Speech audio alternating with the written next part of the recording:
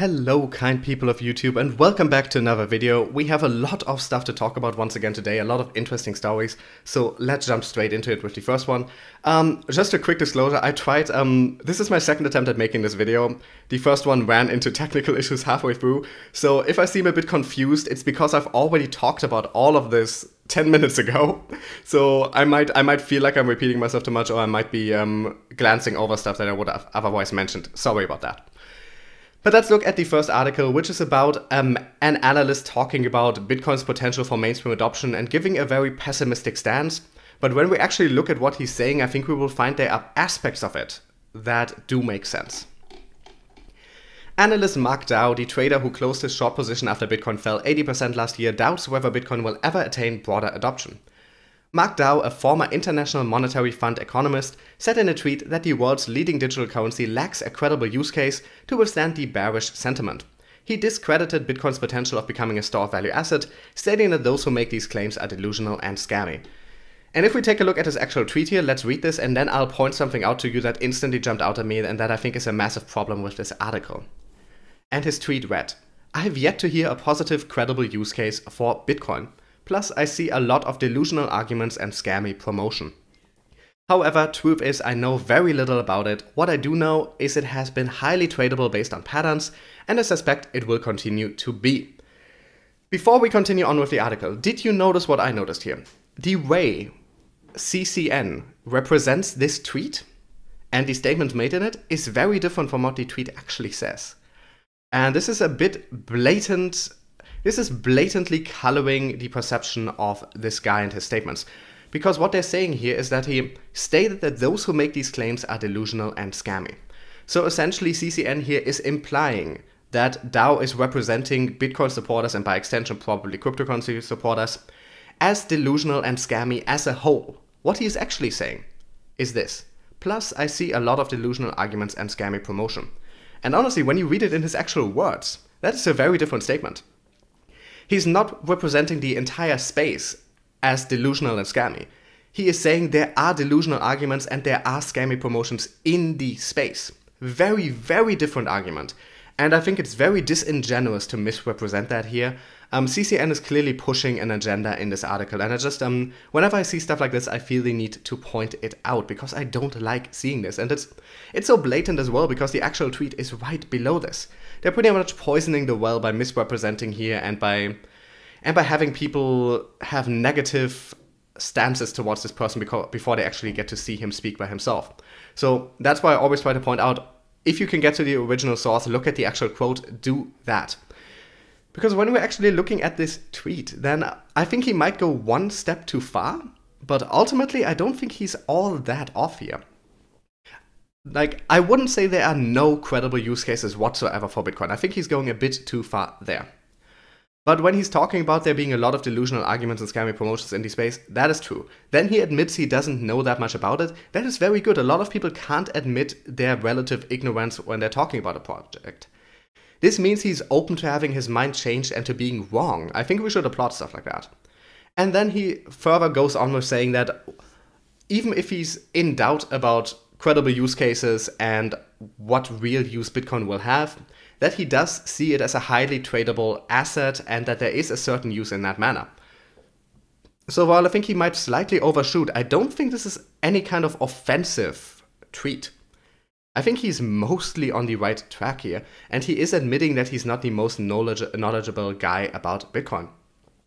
Now, when you're talking about use cases for Bitcoin, and let me be clear here, I'm talking about Bitcoin in particular, not cryptocurrency in general. I think you can make a very good point that there are very few credible current use cases for Bitcoin.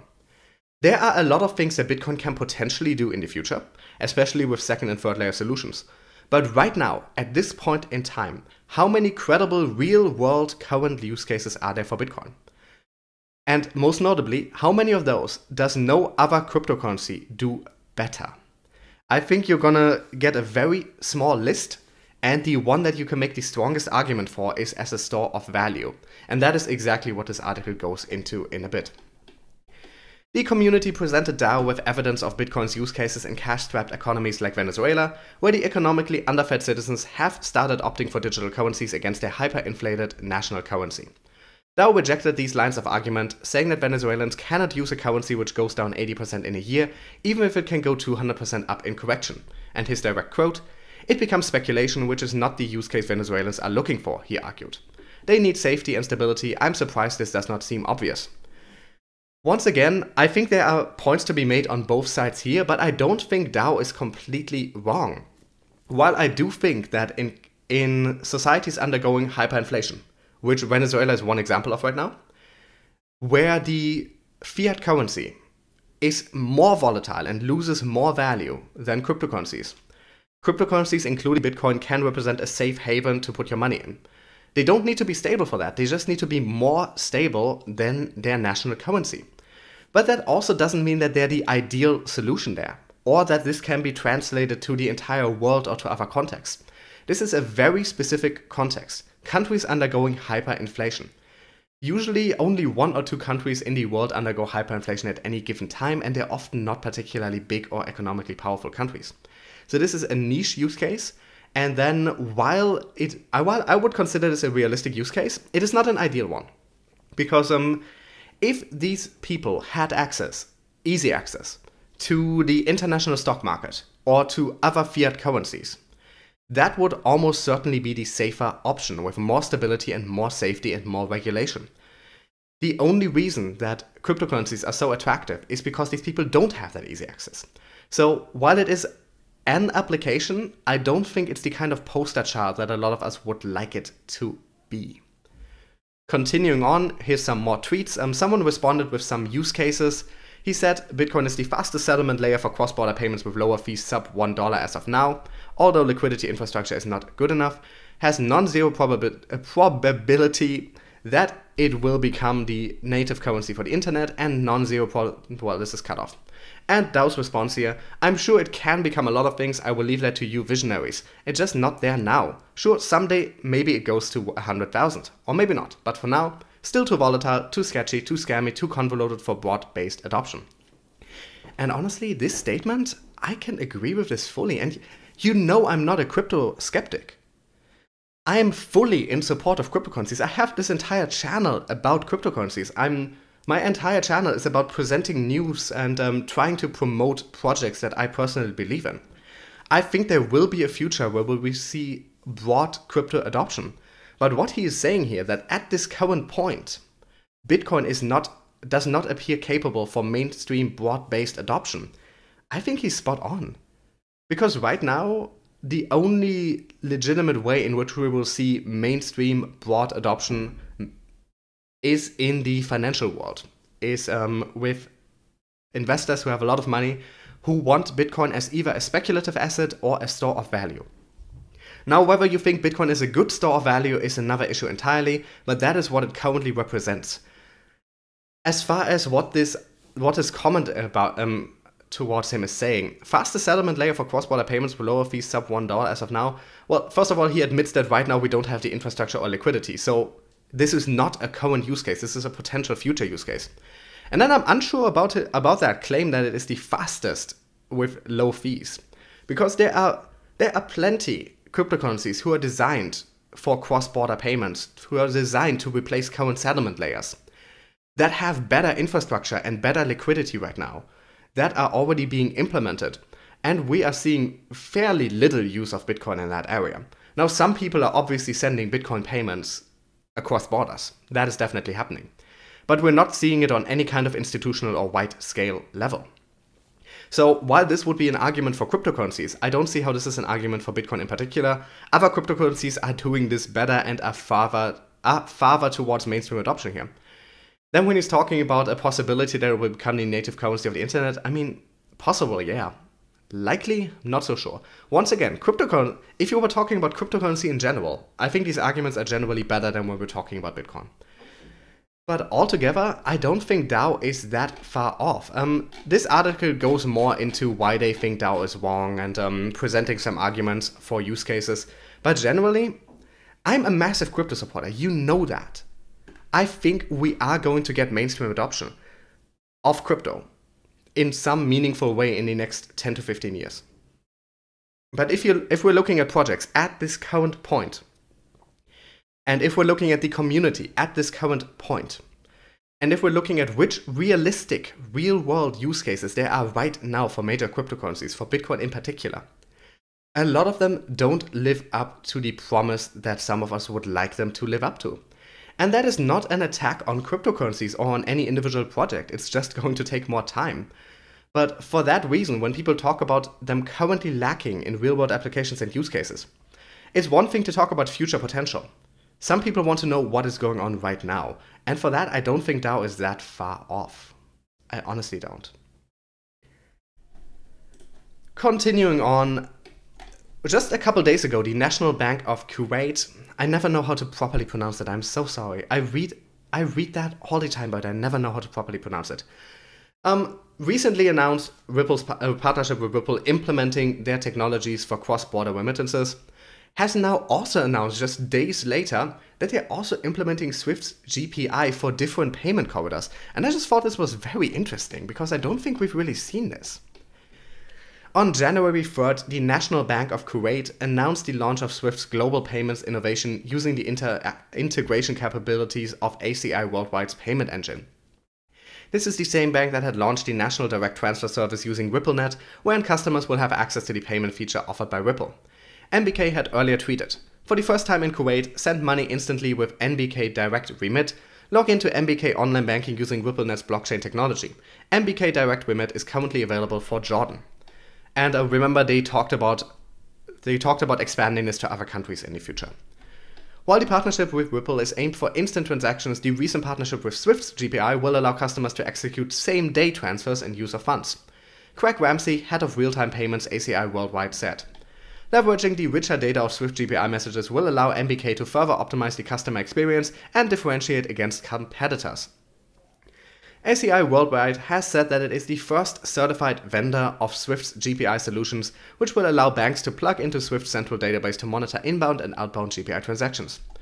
Mohammed Al-Khurafi, General Manager Operations Group NBK, further added, "ACI's certified GPI model enabled us to configure ACI's money transfer system and lead as the first bank in Kuwait and one of the first in the wider MENA region to become a Swift GPI member bank. What makes the recent partnership even more noticeable is the fact that Marcus Treacher, the global head of strategic accounts at Ripple Labs, had called RippleNet a cover version of the old Swift, and we don't really need the rest of this article. But the interesting thing is here seeing Swift's GPI and Ripple's RippleNet implemented by the same bank so close together.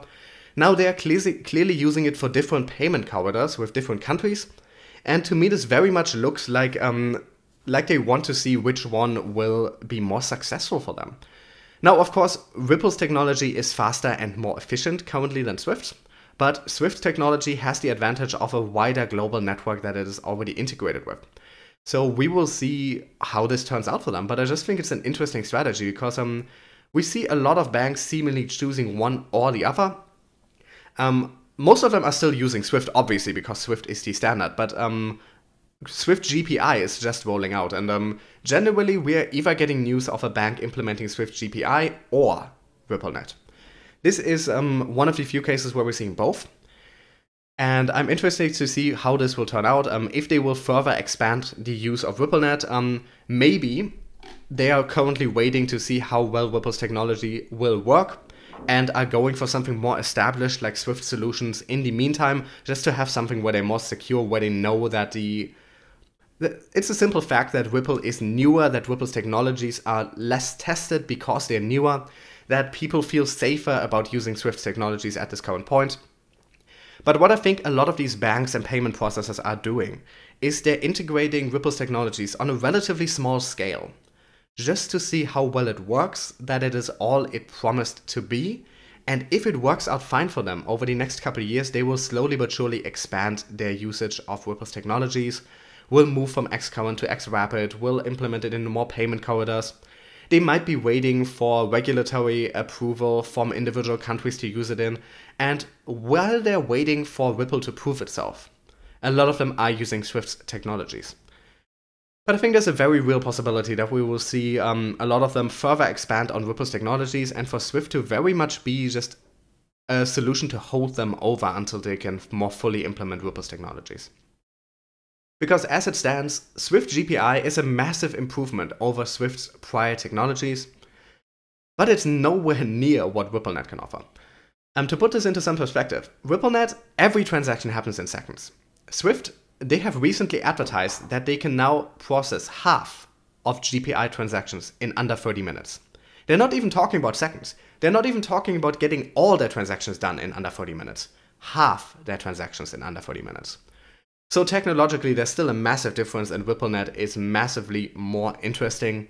It's just the fact that right now there is more regulatory uncertainty around the use of Ripple's technologies, and they're not as well established as Swift is. But I think that will change, and this very much looks like they're essentially experimenting, seeing which solution is better for them in the long term. They might decide to use both for a longer time. They might decide to go with one of them completely in a couple of years. That remains to be seen, but I just thought it was interesting and wanted to briefly talk about it. Now let's talk about an entirely new project that has been in the works for a while and is finally launching, something that has been discussed for a while. Mimblewimble is a privacy protocol that some people have proposed putting on top of Bitcoin, but that are also being used for entirely new cryptocurrency projects, supposed to represent a level of privacy and scalability that we haven't quite seen before. And the first coin implementing that is now live. Today marks the debut of a new cryptocurrency called Beam, one of two highly anticipated privacy coins implemented with the so-called Mimblewimble protocol. The Mimblewimble protocol, which is touted as a way to make transactions confidential and virtually untraceable, first appeared in the summer of 2016 and has been widely anticipated ever since. What I specifically mean is that the white paper was released in 2016. While another cryptocurrency called Gwyn was first theorized for the protocol at the end of 2016, Beam, which was conceived only in March 2018, launched ahead of Gwyn today at 140 UTC. Yet Gwyn developers have said they'll be releasing their own coin in the next couple of weeks on January 15th. So this is pretty much two battling coins built on the same core protocol being released just days apart. This should be interesting. Beam, like Gwyn, champions a new privacy-enhanced alternative to the original Bitcoin blockchain, and as such garners the support from several early Bitcoin developers, such as Jameson Lopp, who tweeted in September about these two projects and their upcoming release, and this is his tweet talking about them. While the two technologies are relatively similar, Beam is being run by a startup with the intention of eventually handing over operations to a dedicated non-profit foundation, whereas Gwyn development has been entirely community-funded through donations. Now, a lot of people are going to be coming down on either side of this being the correct way to do it. I can see arguments for both. I think there are advantages to having a dedicated company set up to launch this, because then you have a better way to raise funding to make it happen, you have a better way to organize, and you might have a more dedicated way to get it out into the world. That is probably why Beam managed to be out so much faster, despite Gwyn having been in development, or at least theorized, since 2016. And Beam only having gone into development a couple months ago, less than a year ago. Beam is already out and Gwyn will come in 2 weeks, less than 2 weeks. So the setup that they have there with a startup that will then transfer into a non-profit probably enabled them to develop this faster and in a more efficient manner. On the other hand, if you have a community-funded development with donations that has no startup integrated, no one centralized company behind it, then of course you have a more decentralized development. But like I said, arguments for both sides here. I don't think you need to come down on either side of this fully. As explained on Beam's official GitHub, users will be able to decide for themselves which information will be available and to which parties, having complete control over his personal data in accordance to his will and applicable laws. In short, this means that Beam has the optional feature of transparency, which could be beneficial to businesses that want to use the coin but need to have some insight into who they're transacting with. What they're leaving out here is that of course also makes it more attractive to criminals. That is unfortunately the dark underbelly of any kind of privacy feature or privacy coin.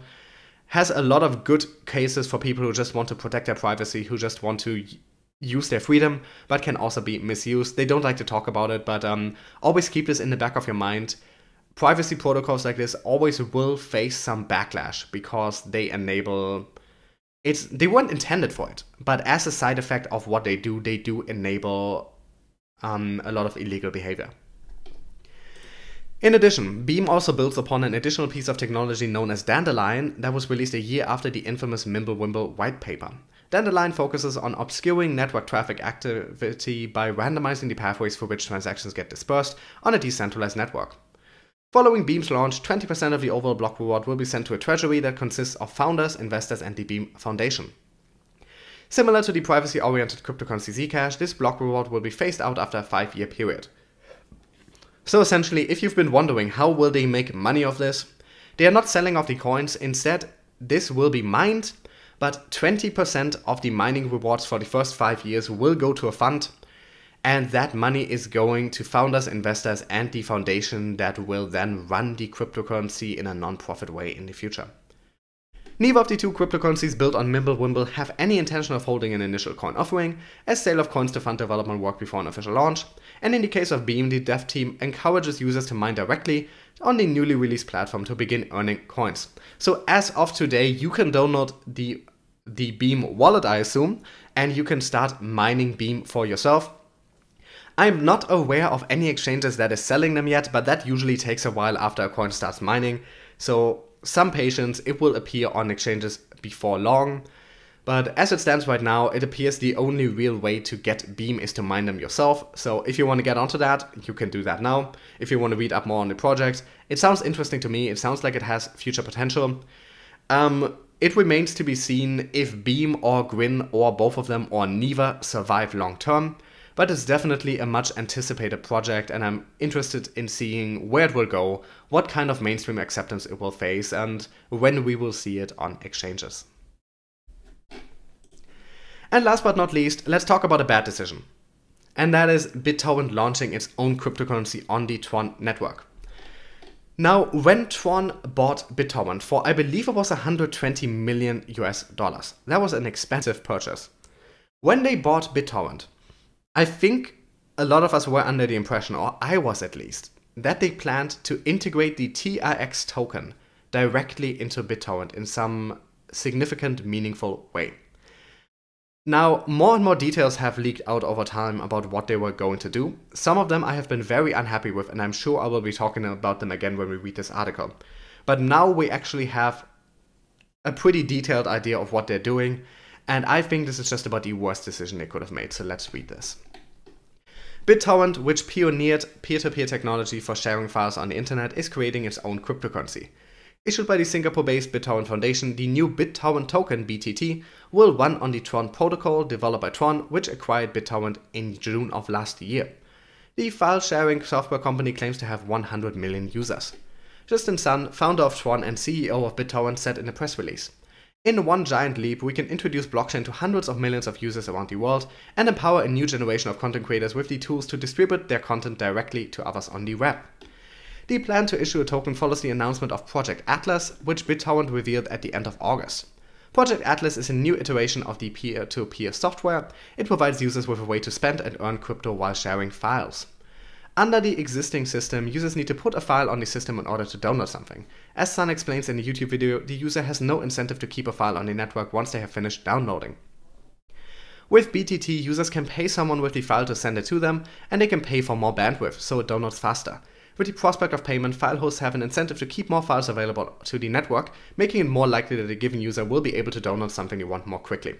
And here we run into some serious problems, because, okay, first up, the torrent protocol and decentralized cryptocurrencies are a perfect match. That is a perfect match. BitTorrent essentially jumped out of much the same idea, the same wish for a decentralized exchange of information and data, where everybody is the same, where there is no unified control over everything, where there is no centralized person or entity controlling the networks. So when TRON bought BitTorrent, that sounded good to me. That sounded like a match made in heaven. But now we're seeing the actual integration, and they identified a real problem with torrenting, and that is that a lot of torrents tend to die. And because the way torrenting works is there are seeders and leechers. As say somebody is sharing a music file. The seeder is the person, well, first up there's an initial seeder, the very first person to put that file on the network. And then a bunch of leechers, those are people who do not yet have the file but who want the file, start downloading that file directly from the seeder. Once they also have the file, they then become other seeders, and then there are multiple seeders, and that is how a file continues being spread. You are downloading it directly from other people who have the file you want, and then once you also have the file, the way it is supposed to work is that you then provide that file for yet other people. The big problem with that, and that they correctly identified, is that there was no real incentive to keep a file on the network. Now, the torrenting space has gotten around that with the creation of so-called private torrent trackers. Those are membership only. Usually you have to be invited or have to pass an interview to get on there. Communities for sharing, usually sharing rare files, sharing files that have some kind of worth that you might not be able to find on the open internet. And they get around this problem by pretty much forcing people to keep up something called a ratio. So if you want to download 1 gigabyte worth of files from other people on that torrent network, you are expected to give back generally 1 gigabyte of your own data. And that is a way that they incentivize people to keep torrents going and to not just delete the files when they're done downloading. That's how they incentivize people to remain seeders. Another way is that a lot of these private torrenting communities reward people for the time that they have kept a torrent going. For instance, with points on the platform. But even that is not perfect. Even there, a lot of torrents tend to die because the incentives are not strong enough to keep it around. It's a big ask for people to keep around a file that they wanted 5 years ago that is taking up space on their hard drive that they might not want anymore. And the way they want to change this is by introducing a cryptocurrency that will act as payment for people to keep their files online to seed. And in general, I like this idea. I think this is the perfect implementation. Where the problem comes in is that the entire idea behind all of this used to be freedom and equality on the internet. And if you look at what they're actually doing here, users can pay someone with the file to send it to them, and they can pay for more bandwidth so it downloads faster. They are creating first and second class citizens on BitTorrent. This has never been the case before. This goes against everything that it stands for. And they're just kicking it in the face. And after TRON bought BitTorrent, we saw a lot of people leave the company. And at that time I speculated that they must be doing something that goes against the spirit of BitTorrent. That they must be wrecking what BitTorrent stands for. And this is just exactly what they're doing here. By allowing people to pay for faster download speeds, to pay for priority on the network, that kicks everything that BitTorrent used to stand for right in the face. That is an assault on anything this used to stand for, and I can understand why people fled from this, why people do not want this. And this is very sad because in general, the idea of integrating a token straight into that, of rewarding people with the token for being good seeders, for keeping the network alive, keeping files online, that is beautiful. But this is the worst possible way to do it, and it goes against everything that it stands for. And then on top of that, we also have an additional issue here, and that is that they had this great opportunity to integrate their TRX token directly into this. But what they're doing instead is they're creating a new token on top of TRON instead. And this is such a wasted opportunity. This is such a completely wasted opportunity in my opinion, because this would have been a way to make TRON and to make TRX mainstream. There are millions and millions and millions of people torrenting any given day. If you look at the bottom of my screen, you see it's torrent software open right now, because I'm a good seeder. I make sure that all the files that I download are available for a while. There are millions of people who are using torrents, who are using them every single day, who could have been introduced to TRON and to TRX. Instead, they will be introduced to BTT. And while I think this has potential to become relatively well known and to make its own place in the crypto world, despite me disagreeing with how they're implementing it here, I do think this is a kick in the face for what BitTorrent stands for. I don't think there is a good chance that BTT will find a real user base within the torrenting community. But they're completely giving up on the chance here to integrate TRX and to really give TRON the boost that they need. And this is a bit baffling because TRON has also been heavily invested in gaming. And there is massive overlap between torrent users and people who play a lot of video games. So there could have been some synthesis there where you can make people, where you can get people exposed to TRX, to TRON through torrenting, through games, have them earn the token while torrenting that they then can use in games. There would have been so much space here for a unified system, for a very good marketing strategy. And I feel like they're completely giving up on this, and this doesn't strike me as a well thought out plan in any way, and I'm honestly disappointed. I am honestly disappointed with this, so I'm just not happy with this. I don't like this. I've had my fair share of problems with TRON before, and with Just in particular. I do think they have made some good decisions. I do like to see how much more development is happening there. I do like to see how much money they're investing on development, how many dApps they have developed.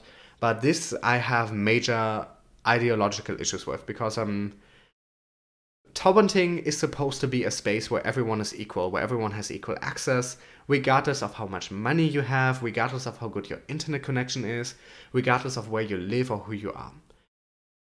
BitTorrent is the original decentralized information sharing platform. Not the very first one, but the original one that was huge, and that is still huge. And it seems like such a perfect fit for blockchain and for cryptocurrency. But here it just seems like they're completely butchering this, and I'm very unhappy with this. I'm very, very unhappy with this. This is them misusing their newly bought property in the worst possible way and just ruining it. I don't like this. And on this relatively unhappy note, I know I'm usually very energetic and trying to be happy and trying to be positive, but I really don't like this. I really do not like this. Thanks so much for watching. If you want to read any of these articles yourself, the links are in the description. In the description, you'll also find links to my Facebook and Twitter pages, as well as ways to support the channel if you enjoy my content. If you can't or don't want to give me any money, I understand. Then I would just ask you to take 10 seconds out of your day and just leave a like, leave a comment under this video. It really helps me get found in the YouTube algorithms. If you have an ad blocker running, I would ask you to just consider turning it off when you're watching my videos. I know watching ads on the internet is annoying, but the way I look at it, I turn it off whenever I want to support someone, and if you can find it in yourself to watch a couple ads to enjoy my content, and because I get paid for them, that would be highly appreciated. Thanks for watching, and I'll be with you guys again either later today or tomorrow.